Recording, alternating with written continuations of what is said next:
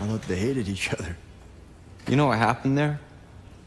She won't tell me. Spoiler warning. In True Detective, Night Country, a lot of information about Danvers and Navarro's past is still unknown, but Episode 3 provides enough hints to encourage conjecture. The main tension in True Detective, Night Country, is on the Salo researchers' killings and their relationship to Annie's unexplained death. But in order to keep viewers interested, the show also presents a side conflict centered on Navarro and Danvers' past collaboration. As seen in the first episode of True Detective, Night Country, Navarro and Danvers have a long history together, but a professional rift resulted from a fallout. Danvers even appears to discuss what caused her and Navarro's illness in Episode 3. But a lot of her story seems a bit off, leaving one to wonder what really transpired. Evidently, Danvers is lying to Peter about her breakup with Navarro. His story was always the same. She was drunk, officer.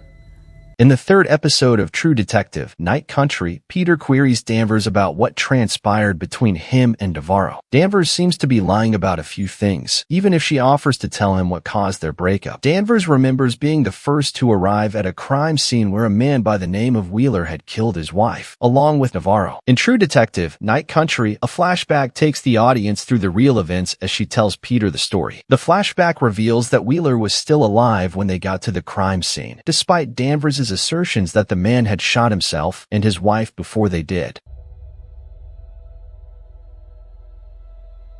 This demonstrates that Danvers misrepresented what had occurred to Peter that day. Danvers informs him that Navarro eventually left the APF because she was unable to cope with the violent nature of the crime and had difficulty with it. But given the contradictions in Danvers' account, the truth appears to be more nuanced and complicated. Danvers' story, a single detail indicates what could have happened. Later on in the same episode, Navarro tells Eddie that her father used to mistreat her, opening up to him about her mother. Navarro's mother made the decision to depart with her and her sister after growing tired of him.